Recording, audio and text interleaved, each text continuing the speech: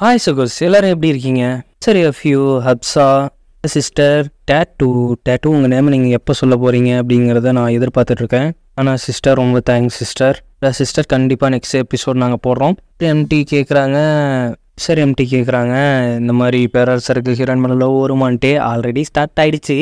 ட்விஸ்ட்டை நீங்கள் எதிர்பார்க்கல அப்படிங்கிற மாதிரி சொல்லியிருந்தீங்க, நானும் எதிர்பார்க்கல. சிஸ்டர் ரொம்ப தேங்க்ஸ் சிஸ்டர். பினயா ஹினாட்டா உங்களுக்கு எவ்வளோ பிடிக்கும் அப்படிங்கிறத நீங்களும் சொல்லுங்கள், நானும் சொல்கிறேன். கண்ணா ப்ரோ ரொம்ப தேங்க்ஸ் ப்ரோ. சிஸ்டர் ஒரு ஹாய் பறையும் அப்படின்னு சொல்லுவீங்க. ஹாய் மட்டும் இல்லை, நீங்கள் இனிமேல் பண்ணுற எல்லா கமெண்ட்டையும் நான் படிக்கிறேன், நோ ப்ராப்ளம். அது இல்லாமல் நீங்கள் கேட்ட ஹாய் சிஸ்டர் வந்துட்டு அவங்களோட பர்த்டே அப்படின்னு சொல்லியிருந்தாங்க. ஒரு சின்ன ரிக்வெஸ்ட்டு, உங்களோட பர்த்டேனா ஒரு நாளைக்கு முன்னாடியே சொல்லிவிடுங்க. நாம் அடுத்த நாள் போடுற வீடியோவில் கரெக்டாக உங்களுக்கு விஷயம் கரெக்டாக வந்து சேர்ந்துடும். அன்யா சிஸ்டர் உங்கள் கமெண்ட்டை ரீட் பண்ணதுக்கு ரொம்ப தேங்க்ஸ் அப்படின்னு சொல்லியிருந்தீங்க. அதுதான் எனக்கு ரொம்ப ரொம்ப பிடிச்ச விஷயமே, அதனால் ஒன்றும் பிரச்சனை இல்லை. ராமல் வேறு லெவல் மாஸ் அப்படின்னு சொல்லியிருந்தீங்க. அதுக்கப்புறம் நீங்கள் வேறு சேனல் வச்சுருக்கீங்களா அப்படிங்கிற மாதிரி கேட்டீங்க. இதுக்கான ஆன்சர் நான் ஃப்யூச்சரில் சொல்கிறேன். சிஸ்டர் கொஞ்சம் ஸ்டெடினாலும் லேட் அப்படின்னு சொல்லியிருந்தீங்க, உங்களை நான் ரொம்ப மிஸ் பண்ணானும் சிஸ்டர். முரளிதரன் சிஸ்டர் சொல்லியிருந்தீங்க செம்ம ட்விஸ்ட் அப்படின்ட்டு, எனக்கும் தான்.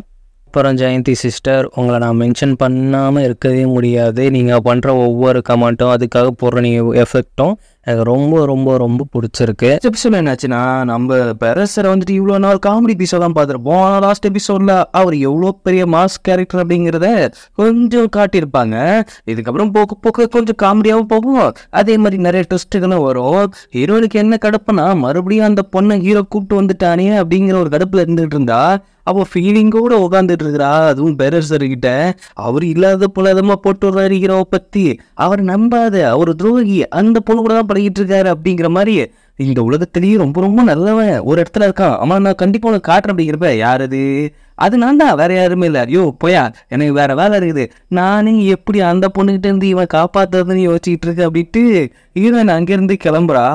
காலையில் ஹீரோயினுக்கு ரெட் ட்ரெஸ்லாம் போட்டு பயங்கரமாக கூப்பிட்டு வராங்க. அதுவும் அங்கே இருக்கிறவங்கள மரியாதை கொடுக்குறாங்க. என்னடா விஷயம்னு பார்த்தா, ஜியா அப்படிங்கிற ஒரு நாட்டோட இளவரசி, தெற்கு நாட்டோட இளவரசி இங்கே வந்துட்டு ஒரு உடன்படிக்கைக்காக இங்கே வராங்க. அந்த நாட்டு இளவரசிக்கு முதல் பாதுகாவலராகவும் முதல் பணியாளராகவும் நம்ம ஹீரோயினை தான் போட்டிருக்காங்க. ஆனா அது பெரிய ஆபத்தான வேலை அப்படிங்கிறது ஹீரோக்கு தெரியுது. ஆனா இந்த பேரரசர் பிளான் என்னன்னா, அப்படி மட்டும் ஒரு பணிப்பெண்ணா அங்க ஜெயிச்சுட்டா இளவரசி மூலியமா நல்ல பேரை எடுத்து கடைசியில உங்க பாட்டிக்கிட்டே நல்ல பேரை வாங்கி அவனை இங்கேயே வச்சுக்கலாம் அப்படிங்கிற மாதிரிதான் இது ஹீரோயினுக்கான போட்ட பிளான் தான். ஆனா அவன் போகும்போதே அங்க பெரிய பில்டப்பு பந்தெல்லாம் விட்டுட்டு போது ஹீரோயின் பத்தியா எனக்கெல்லாம் மரியாதை கொடுக்கணும், நான் தான் இப்ப இளவரசியோட பாடி கார்டு ஆயிட்டேன் அப்படின்னு தெம்பா தென்ன விட்டா போயிட்டு இருக்கிறப்ப கரெக்டாக ஹீரோ குறுக்க வந்து, இந்த வேலைக்கு நீ போகவே போகாத, அது உனக்கு ஆபத்தில் முடியும். என்ன பொறாமப்படுறியா மேன்? அதெல்லாம் முடியவே முடியாது, நான் இளவரசிக்கு பாதுகாவலராக இருக்கத்தான் செய்வேன் அப்படின்னு சவால் விட்டு போகுது. ஆனால் வாங்கி கட்டிக்க போகுது, அது மட்டும் நல்லா தெரியுது. அடுத்த நாள் காலையில் அந்த இளவரசி அந்த நாட்டுக்கு வரும்பொழுது வரவேற்பெல்லாம் பலமாக இருக்குது. எல்லாம் ஹீரோனோட ஏற்பாடு தான். பத்தல எப்படி பத்திர விட்டுருக்கேன் செத்தர விட்டுருக்கேன் அப்படின்னு ஹீரோ முறைச்சிக்கிட்டே இருக்கிறான். நீ சொன்னா கேட்க மாட்டேன், அடி வாங்கினாதான் உனக்கு புரியும் போல அப்படின்ட்டு அந்த இளவரசி அப்படியே கீழே இறங்கி வர்றதுக்கு முன்னாடி ஒரு 4 ஆம்பளை பாடி கார்ட்ஸ் முகமுடி போட்டு வர்றாங்க. அவங்களே எறும்பு மாடு மாதிரி ஆளை கூப்பிட்டு வந்திருக்காங்க. இதில் நீ வேற ஒரு பாடி கார்டு, சிரிப்பு தான் வருது அப்படிங்கிற மாதிரி ஹீரோ பார்த்துட்டு இருக்கிறான். அந்த லேடி வந்துட்டு கீழே இறங்கின உடனே ஃபஸ்ட்டு ஹீரோயினை கையை கொடுக்க போகிறா. ஆனால் ஹீரோ அதில் ஒரு விஷயத்த நோட் பண்ணுறான். அவங்க கை வந்துட்டு கொஞ்சம் கலர் மாறி இருக்கு, அதுவும் நகம். அது வந்துட்டு ஹீரோ தேடிட்டு இருக்காங்க ஒரு பவுட்ரு, அதை அதிகமாக பயன்படுத்துறதால தான் அது அப்படி மாறும். அதனால ஹீரோ என்ன பண்ணுறான் அப்படின்னா, நான் அவன் கையை கொடுத்து அவன் கீழே இறக்கி விடுறான். அப்படி இறக்கி விடும் போதே கையில் இன்னொரு டேட்டு பாம்பு சிம்பிள் மாதிரி இருக்கு, அதையும் நோட் பண்ணிக்கிறான். இவன் இதுக்கு சம்மந்தமே இல்லாமல் கையை பிடிச்சி இறக்கலாம் அப்படிங்கிற மாதிரி ஹீரோயினுக்கு ஒரு ஷாக் ஆகுது. அதுக்கப்புறம் அவங்க படைபலத்தோடு நம்ம அரசவைக்குள்ள வந்துட்டு அப்படியே 2 நாட்டு மன்னர்களும் சந்திச்சு, அதாவது நம்ம பேரர்களும் சந்திச்சு அந்த இளவரசன் சந்திச்சு 2 பேரும் பரஸ்பரமாக பேசிக்கிறாங்க. இவ்வளோ நாள் நம்ம வணிகத்துலேயும் சரி நம்ம நாடு நட்புறவுலையும் சரி ரொம்ப தெளிவாக இருந்தோம். மறுபடியும் ஒரு உடன்படிக்கைக்கு வந்திருக்கோம் ஒரு தொழில் சம்பந்தமாக, அது நல்லபடியாக நிறைவேறணும் அப்படின்னு உங்களுக்காக ஒரு மரியாதை செலுத்த விரும்புகிறேன். என்னோட பாய்ஸ் அந்த பாடி கார்ட்ஸை ஒரு வரவேற்புரை நாங்கள் பண்ணியிருக்கோம், அதுவும் டான்ஸோட அப்படிங்கிறப்ப அந்த டான்ஸ் அந்த 4 வீரர்களும் வந்து பண்ணிட்டு இருக்காங்க. அவங்க கத்தி எடுத்து விசிறி விசிறி பண்றப்பெல்லாம் ஹீரோவுக்கு ஏதோ இதுல சந்தேகமா இருக்கே அப்படிங்கிற மாதிரி ஒரு சின்ன டவுட்டு கிளம்புது. அதுக்கேத்த மாதிரி அவங்க கத்தி எடுத்து ஒவ்வொருத்தரும் இடிச்சுக்கும் பொழுது 4 கத்தியும் புட்டுக்கிட்டு வந்து நம்ம பேரரசரை தான் தாக்க வருது. ஹீரோ அதை நோட் பண்ணி ஒரு கத்தியை ஒரு கப்பை வச்சு தட்டி விட்டுட்டு இன்னொரு கத்தி பறந்து கரெக்டா ஹீரோயின் நேராவே சொல்லுறான். அவ பயந்து போயிடுற, நீ தானே பாதுகாவலரு, கத்திய பிடிக்க தெரியல அப்படிங்கிற மாதிரி தான் பார்த்துட்டு இருக்கான். என்னடா இப்படிலாம் கத்தி வருது அப்படிங்கிற மாதிரி தான் ஹீரோயின் பயந்துகிட்டு இருக்கிறா. ஐயோ பெருசே மன்னிச்சுக்கோங்க ஏதோ இதுல தப்பா நடந்திருக்கு, எல்லாம் தப்பா நடந்திருக்கு அப்படின்ட்டு இளவரசி அப்படி பம்மிக்கிட்டு தான் மன்னிப்பு கேட்குறாங்க. ஆனா பேரரசர் வந்துட்டு இதுல ஏதோ ஒரு சூச்சமா இருக்குது அப்படின்னு சரி இதெல்லாம் மன்னிச்சு விட்டுலாம், எதுவும் தெரியாம நடந்த ஒரு ஆக்சிடென்ட் தானே அப்படிங்கிறப்ப ஹீரோவுக்கு லைட்டா டவுட் வருது.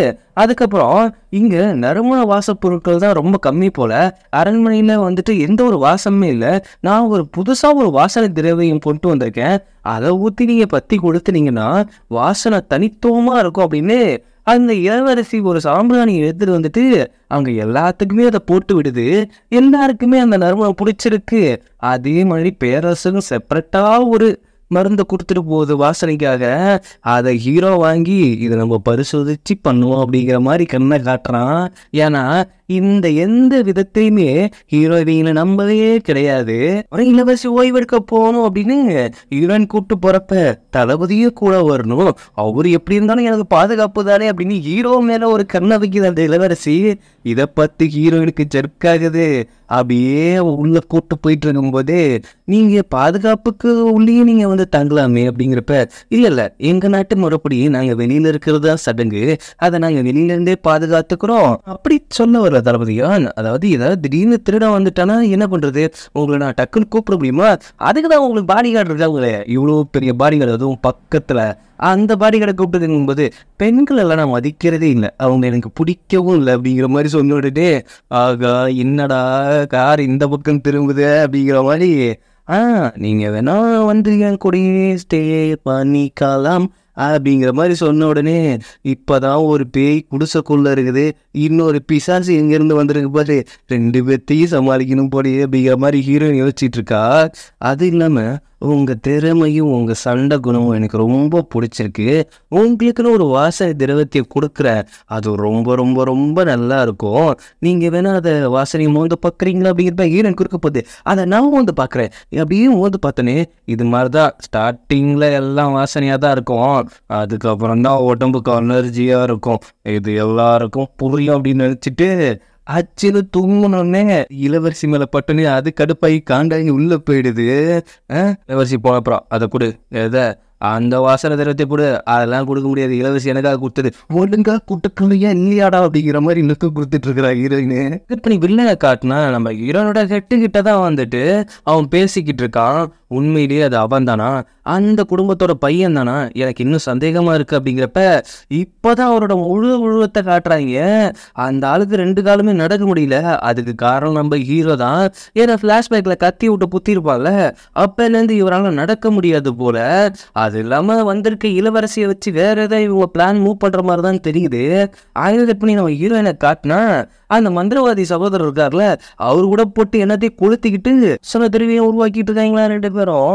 அவன் சிஸ்டர் எதுக்கு இப்படி பண்ணிட்டீங்க, வந்திருக்காளே ஒரு இளவரசி, ஆமா அதனால என்ன, அவ உடம்பெல்லாம் அப்படியே மனமானதுதான், இந்த தளபதியான் வேற மோப்ப முடிச்சுட்டு திரியிறாரு, அதான் அவளால மட்டும்தான் வாசனை திருவியம் உருவாக்க முடியுமா, நம்மளாலே உருவாக்க முடியும் அப்படின்ட்டு போடு அள்ளி போடு, நல்லா புகை வரட்டும், நல்லா வாசனைய உடம்புல ஏறட்டும், அப்படியே தளபதியான் எல்லாம் மீறி போற வாசனை கமகமான்னு இருக்கணும், அதுதான் நம்ம ஓகே அப்படின்ட்டு அதை போட்டு புகைச்சலப்ப கிளப்பிக்கிட்டு மோந்து பார்த்துட்டு இருக்கிறா. காதல் படுத்தும் பாரு. புகை வந்துட்டு அதிகமானதால ஹீரோயின் என்ன பண்றான்னா நம்ம ஹீரோவை தான் தேடி போறா. அப்படி தேடி போயிட்டு அவன் மயக்கத்துல தளபதி யான் அப்படின்ட்டு அவ கிட்ட போன மாதிரிதான் இருக்குது. அதுக்கப்புறம் என்ன நடந்துச்சு அப்படிங்கிறது நமக்கு காட்டல.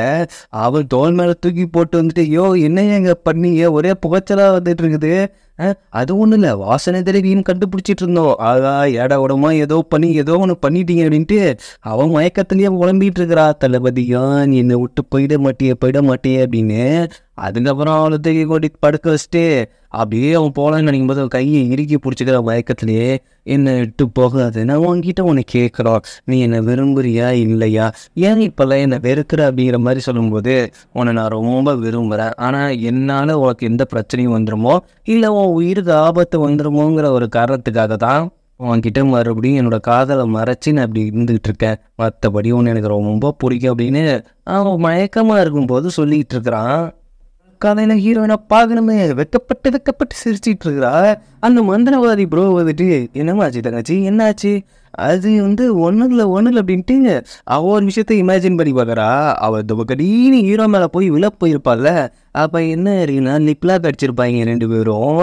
அதை நினச்சி ஐயோ எனக்கு வெக்கமாக வருது அப்படின்ட்டு வெக்கப்பட்டு இருக்கிறா. ஆமாம் நீ வெக்கப்படுற அளவுக்கு என்னாச்சு அப்படின்னு கேட்கும்போது, அதெல்லாம் உங்ககிட்ட சொல்ல முடியாது ரெக்கச்சியம் அப்படின்ட்டு மார்னிங்கே ஹீரோவுக்கு ஸ்பெஷலாக டிஃபன்லாம் எடுத்துகிட்டு போயிட்டு இருக்கிறா. ஆனால் அங்கே பார்த்தா அவனை ஆளுக்கான எங்கன்னு பார்த்தா இளவரசி கூட உட்காந்து பேசிகிட்டு இருக்கானா. அட பாவி, நைட்டு ஃபுல்லாக என்கிட்ட கிசு வாங்கிட்டு இங்கே வந்துட்டு இப்போ இவ கையை பூச்சி பேசிகிட்டு இருக்கேடா அப்படின்ட்டு செம்ம கடுப்பாயிட்டு எட்டி பார்த்துட்டு இருக்கும்போது கரெக்டாக இளவரசி பார்த்துட்றாங்க. ஓ நீங்களும் இங்கே இருக்கீங்களா, ஆமாம் இருக்கேன் பார்த்துக்கிட்டு தான் இருக்கேன் அப்படின்ட்டு உள்ளே போயிட்டு செம்ம தீனி தின்னுட்டு இருக்கிறா. ஆக மொத்தத்தில் ஹீரோவை திட்டதான் அங்கே வந்துருக்குறா. ஆனால் அங்கே இருக்கிற சாப்பாடை பார்த்தோன்னே மொச்சுக்கும் தின்னுட்டு இருக்கிறா. ஹீரோயின் கேரக்டர் எவ்வளோ வித்தியாசமான கேரக்டரில் இந்த மாதிரி கேரக்டர் இருந்தால் கண்டிப்பாக கமெண்ட்டில் சொல்லுங்கள். என்னதான் பிரச்சனை இருந்தாலும் எனக்கு தேவை சோறுன்னு இருக்கிற கேரக்டரு. சரி என்ன பண்ணுறாங்கன்னா ஹீரோ கூட வெளியில் போக பிளான் பண்ணிட்டு இருக்காங்க. ஏன்னா ஹீரோ மேலே இன்ட்ரெஸ்ட் வந்துருச்சு. நான் இந்த நாட்டை சுற்றி பட்டதில் நீங்களும் கூட வரலாம் அப்படின்ட்டு ஹீரோவை கூப்பிடும்போது வேறு வழி இல்லை, அவன் பாதுகாப்புக்கு போய் தானே ஆகுறோம். ஹீரோ நாங்களும் வரலாமா, கண்டிப்பாக வரலாம், உங்களுக்குன்னு ஒரு முக்கியமான வேலை அங்கே இருக்கும்போது அப்படி என்ன வேலை வச்சுருக்கான்னு தெரியலையே. ஆமாம் இது வேற வாய்க்குள்ள மாட்டிக்கிச்சு அப்படின்ட்டு நேராக போயிட்டு அங்கே இருக்கிற பொருளெல்லாம் கண்ணில் படுற பொருளெல்லாம் வாங்கிட்டு இருக்கிறா. அப்படி வாங்கிட்டு இருக்கும்போது ஒவ்வொரு ரேட்டையும் சொல்லும் பொழுது ஹீரோயினுக்குலாம் ஹார்ட்டு வெடிக்குது.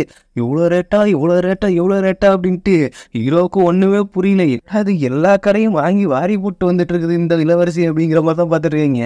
ஹீரோயினுக்கு ஒரு முக்கியமான வேலை கொடுத்துருக்கேன்னு சொன்னாங்கல்ல, அது என்ன வேலைன்னா பொட்டிக்கிட்டு வர வேலை. அப்படியே ஹீரோயினை திரும்பி பார்த்துக்கிட்டு வரான். வேற வழி இல்லை, ஹீரோவும் அவங்க 2 பேரும் தனியாக சுற்றுற மாதிரி ஆகி போயிடுது, இவன் பொட்டி தூக்கிட்டு வர மாதிரி ஆகி போயிடுது. இதுக்காடா நான் வந்தேன். அதுவும் அவளுக்கு அந்த நகைலாம் அப்படியே அச்சசலாம் ஃபிட்டாக செட் ஆகுது. நம்ம கொஞ்சம் வெயிட்டை கூடிட்டோமோ, நாம் உடம்பை குறைச்சே ஆகணும் அப்படிங்கிற மாதிரி ஹீரோ பிளான் பண்ணுறாங்க. இன்னைக்கு போனோன்னே ஓடுறது என்ன, குதிக்கிறது என்ன, தாவறது என்ன, பறக்கிறது என்ன, குரங்குக்கு விதமான அத்தனை அம்சங்களும் நம்ம ஹீரோயின் ஒருத்தங்கள்ட்ட மட்டும்தான் 10 பொத்தும் பக்காவாக இருக்கிற மாதிரி பொறுத்திருக்க மாதிரி அங்கே ஜாகிங்கு ஜம்பிங்கு இதெல்லாம் பண்ணிகிட்டு இருக்காங்க. அப்படி பண்ணிட்டு இருக்கும்போது குரூப்பில் ஒரு செட் ஆஃப் ஃப்ரெண்ட்ஸ் இருப்பாங்களே நம்ம ஹீரோயினுக்கு, அவங்கள வர சொல்லியிருக்காங்க. எதுக்குமா ஏமா இவ்வளோ கஷ்டப்பட்டு இப்படி பண்ணிட்டு இருக்க, உடம்பு குறைச்சே ஆகணும், அந்த இளவரசிக்கு போட்டியாக வந்தே ஆகணும், அப்பனை விட்ட நான் ஃபிட்னஸாக இருந்தே ஆகணும், இது என்னுடைய சபதம் அப்படிங்கிறப்ப அங்கே ஒருத்தன் திட்டுன்னு எதைய தூக்கிட்டு ஓடி வரான். என்னம்மா தூக்கிட்டு வர சொல்லியிருக்கேன், இவ்வளோ நேரம் ட்ரைனிங் எடுத்துருக்கோம்ல, எவ்வளோ வெயிட்டு குறைஞ்சதுன்னு பார்க்கணும் அப்படிங்கும்போது தான் அவங்களுக்கு சாக்கு. இதில் எப்படின்னா ஹீரோயின் உட்காந்துருக்கணும், ஒருத்தனை அதை தாங்கி பிடிச்சிக்கிட்டு வெயிட்டு பார்க்கணும், அதாவது மூட்டை வெயிட்டு பார்ப்பாங்கல்ல அந்த மாதிரி. அப்படி பார்த்துட்டு இருக்கும்பொழுது அப்படியே எவ்வளோ வெயிட்டு 103 கிலோ அப்படின்னு டேய் கத்தாமல் சொல்லுடா, 103 கிலோ. ஒரு சவால் விடுறேன், இன்னும் 10 நாளில் நான் 10 கிலோ குறைச்சி காட்டுறேன், உங்கள் 3 பேர் திட்டி நான் சவால் கட்டுறேன் அப்படின்ட்டு அந்த 10 நாள் ஹெவியாக ஒர்க் அவுட் போட்டு ஓடுறது என்ன, பறகுறது என்ன, ரிவர்ஸில் போகிறது என்ன, ஃபார்வர்டில் போகிறது என்ன, அப்படியே மூமெண்ட் கொடுத்துக்கிட்டே இருக்கிறாங்க நம்ம ஹீரோயினு. ஆனால் இந்த 3 பேரும் உட்காந்து நல்லா வெட்டுன்னு சிக்கனாக தின்னுட்டு இருக்காங்க. பக்கத்தில் போகும்போதுலாம் தின்னுடலாமாடா அப்படிங்கிற மாதிரி ஹீரோயினுக்கு தோணுது. ஆனால் உடம்பை குறைக்கணும் அப்படின்ட்டு ஐயோ சிக்கனு அப்படின்ட்டு அங்கேருந்து ஓடி போயிட்டு சரியான டயர்ல நின்றுட்டு இருக்கிற ஹீரோயினை 2 பற்றியும் போய் பார்த்தா ஹீரோவும் இளவரசி வரிசையும் பேசிக்கிட்டே இருக்காங்க. அதுவும் டிஃப்ரெண்ட்டாக சமைச்சு சாப்பிட்டுட்டு இருக்காங்க. அதை பார்த்த உடனே உள்ளே போன உடனே ஹீரோயின் வாயை கட்டுப்படுத்த முடியல. எடுத்து சாப்பிட்டுக்கிட்டு இருக்கும் பொழுது ஹீரோ அங்கேருந்து கிளம்பிடுறான். அவங்க வந்துட்டு ஹீரோ மேலே இன்ட்ரெஸ்டாக இருக்கிறது அவனுக்கு தெரியுது. இருந்தாலும் அவங்க கிட்ட இருந்து ஏதோ ஒரு விஷயத்த கறக்கிறதுக்காக தான் அப்படி பழகிட்டு இருக்கிறான். அவங்க அந்தாண்ட போன உடனே ஹீரோயின்ட்டு பேசுகிறாங்க, இந்த மாதிரிலாம் ஹெவியாக ஒர்க் அவுட் பண்ணி தான் ட்ரை பண்ணாத, உனக்கு அதெல்லாம் செட் ஆகல, உனக்கு வேணா நான் வேற ஒரு விதமாக ஒரு இது தட்டுமா அப்படின்ட்டு அந்த ஃபேஸ் க்ரீமு, அதுக்கப்புறம் ஐலைனரு, பேஸ்மெண்ட் பவுட்ரு இதெல்லாம் எனக்கு தெரியல, இருந்தாலும் எனக்கு தெரிஞ்சதை வச்சு சொல்லிகிட்டு இருக்கிறேன் அங்கே கொடுக்குறத. அதுக்கப்புறம் ஒரு வாசனை திறமையை கூட கொடுக்குறாங்க. இதெல்லாம் ஹீரோ நோட் பண்ணிக்கிட்டு இருந்துட்டு, இதெல்லாம் எனக்காக கொடுக்குறீங்களா இளவரசி? ஆமாம்மா உனக்காக தான், நீங்கள் ரொம்ப நல்லவங்க. இதே வாயை தான் போன டைம் திட்டிகிட்டு இருந்தது, ரொம்ப நல்லவங்களாம். அதெல்லாம் எடுத்துக்கிட்டு ஹீரோயின் சந்தோஷமாக போயிட்டு இருக்கும்போது ஹீரோ வரிச்சு, இதெல்லாம் நீ யூஸ் பண்ணக்கூடாது. எதுக்கு? அதெல்லாம் நான் யூஸ் பண்ணுவேன், அதெல்லாம் பண்ணவே கூடாது அப்படின்னு அவளோட நல்லத்துக்காக தான் அவன் சொல்லிட்டு இருக்கிறான். இங்கே பாரு, இதில் ஏதோ வித்தியாசமும் உனக்கு தெரியல. வித்தியாசமாவா? ஆமாம் வித்தியாசமாக தெரியுது. என்ன வித்தியாசமாக தெரியுது அப்படின்னோடனே உடனே அவன் கையில் அந்த ஐட்டத்தெல்லாம் கொடுத்துட்டு, என்னோட கண்ணு அழகாக மாறி இருக்கு, என் கண்ணு அழகாக மாறி இருக்கு, என் முடி அழகாக மாறி இருக்கு, நான் மொத்தமாகவே அழகாக மாறி இருக்கேன் அப்படிங்கும்போது இதெல்லாம் ஜென்மத்துக்கும் உருப்பட போகிறது கிடையாது. ஹீரோ கட்டுப்பாயிட்டு அங்கே போகிறான். ஏதோ ஆவு சாவு அப்படிங்கிற மாதிரி சொல்லிட்டு 2 வருஷம் என்ன தெரியுமா ஓடுது, நான் ரோலிங்கில் வந்ததை பார்த்துட்டு அவன் என்னை பார்த்து மயங்கிட்டான், அதான் ஓடிட்டான் பயபுல் அப்படிங்கிற மாதிரி பேசிகிட்டு இருக்காங்க. அடங்கோ. அங்கே பார்த்தா நம்ம பேரரசரை வந்துட்டு நாடு படிக்க போகிற உடன்படிக்கையை நம்ம வில்லன் தான் கொண்டாந்து பேரரசரை கொடுத்துட்டு போகிறான். எந்த ஒரு தப்புமே இல்லை, அதை நீங்கள் கரெக்டாக சைன் பண்ணி அந்த ஒப்பந்தத்தை ஓகே பண்ணிடுங்க அப்படிங்கிற மாதிரி. ஆனால் ஹீரோ அதை வாங்கி பார்த்துட்டு ஏதோ அவங்க லைனில் ஏதோ ஒரு மிஸ்டேக் இருக்குது அப்படிங்கிற மாதிரி ஹீரோ கண்டுபிடிச்சி சொல்கிறான். அவருக்கும் சந்தேகம் தான், நீங்கள் அதை கூடிய சீக்கிரம் கண்டுபிடிங்க, இவங்களுக்கும் அவங்களுக்கும் என்ன சம்மந்தம் இருக்குது, அந்த பவுடருக்கும் இவங்களுக்கும் என்ன சம்மந்தம் அப்படிங்கிற மாதிரி கண்டுபிடிங்க அப்படின்னு சொல்லிட்டு இருக்காங்க. அங்கே பார்த்தா ஹீரோயின் வந்துட்டு ஜாலியாக போயிட்டு இருக்கும்போதே அந்த 4 பேர் வந்துங்கண்ணே, எங்கள் கிட்ட கட்டின பெட்டு எங்க? என்னது பெட்டா? ஆமாம், 10 நாளில் 10 கிலோ குறைகிறான் அப்படின்ட்டு எங்கள் கிட்ட 200 வெள்ளி கட்டணும்ல, காசு எடுங்கும்போது ஒரு 10 பிள்ளைய சிக்கன் திங்க வச்சு பார்த்துட்டு வச்சுட்டு காடை கவுதாரிட்டு கபன்னு மேய்ஞ்சிட்டு இப்போ என்கிட்ட பந்தயத்தில் தொத்துப்பட்டு காசு கேட்குறீங்க, என்னை பார்த்தா பாவமா இல்லையா? சுத்தமாக இல்லவே இல்லை. காசு எடுத்து வை அப்படிங்கிறப்ப நான் சின்னதாக சேர்த்து வச்சேன், நீயா குத்தினா எங்களுக்கு தேவையான பங்கு மட்டும் நாங்களாம் பிடுங்கணும், எல்லாத்தையும் பிடிங்கி போகும்போது பாவி பசங்களா இப்படி இருக்கீங்களா அப்படின்ட்டு அங்கேருந்து ஹீரோ கரெக்டாக வந்துடுறான். சூதாடுறது தப்புன்னு தெரியாது, அதுவும் காவலாளிகள் சூதாடுறது தப்பு அப்படின்னு தெரியாது, அதுக்காக நீங்கள் எனக்கு 20 வெள்ளி பயிர் கட்டணும், அதை முதல்ல எடுத்து வைங்க அப்படின்ட்டு ஹீரோ அவங்ககிட்ட இருந்து காசை கொடுக்குறான். அதை நைஸாக ஹீரோயின்ட்டு எடுத்து கொண்டு கொடுத்துட்டு, இதெல்லாம் உனக்கு தான், உனக்கு பிடிச்ச சிக்கனை வாங்கி தின்னு அப்படிங்கிறப்ப ஜாலி, இப்போ தாண்டா இவன் நல்ல மாதிரி பேசலாம் அப்படின்ட்டு அங்கேருந்து ஜம்ப் ஆகி ஹீரோயின் போயிட்டு இருக்கிற நேரத்திலே கரெக்டாக அங்கே இளவரசி வந்துடுறாங்க.